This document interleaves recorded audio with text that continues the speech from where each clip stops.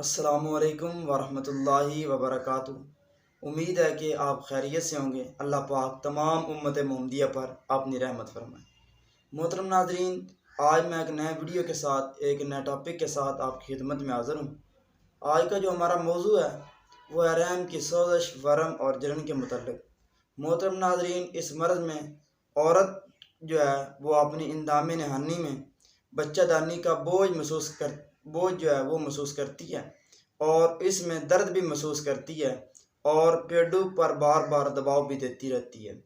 اگر سوزش اور ورم جو ہے وہ کم درجے کا ہو تو اس سے جو ہے عورت جو ہے وہ اپنی اندام نہانی میں رحم کو پھنسا ہوا محسوس کرتی ہے اور اس میں میٹھا میٹھا درد بھی محسوس کرتی ہے اور پیڈو کو بار بار دباتی رہتی ہے۔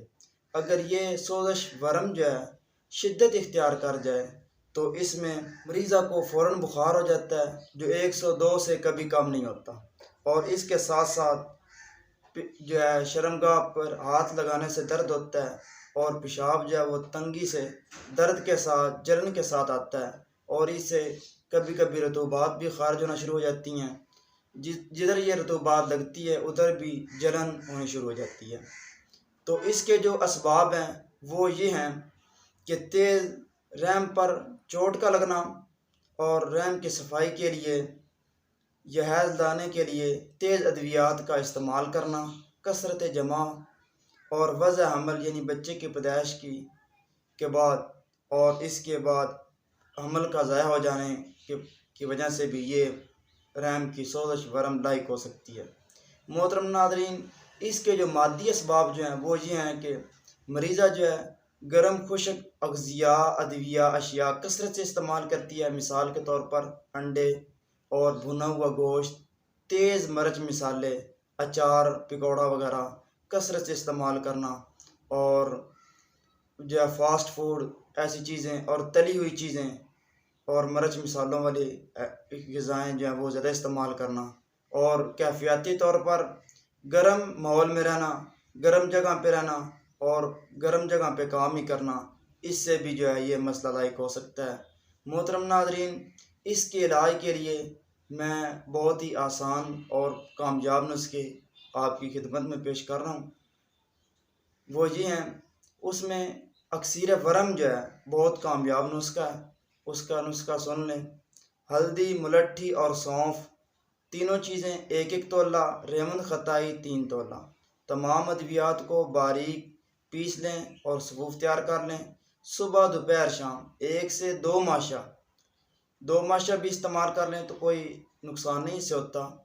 تو اس کے استعمال کرنے سے رحم کی سوزش، ورم اور جلن جو ہے وہ انشاءاللہ تعالی ہمیشہ کے لیے ٹھیک ہو جائے گی۔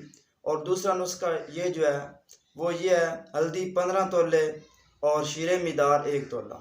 ہلدی کو پہلے باریک صفوف تیار کر لیں، پھر اس میں شیرے مدار کو ڈال کر اچھی طرح اس کو مکس کر لیں اور یہ تریاک بن جائے گا۔ صبح، دوپہر، شام 1 سے 2 ماشا یہ استعمال کریں، اور ساتھ ٹھنڈی چیزیں استعمال کروائیں مریضوں کو۔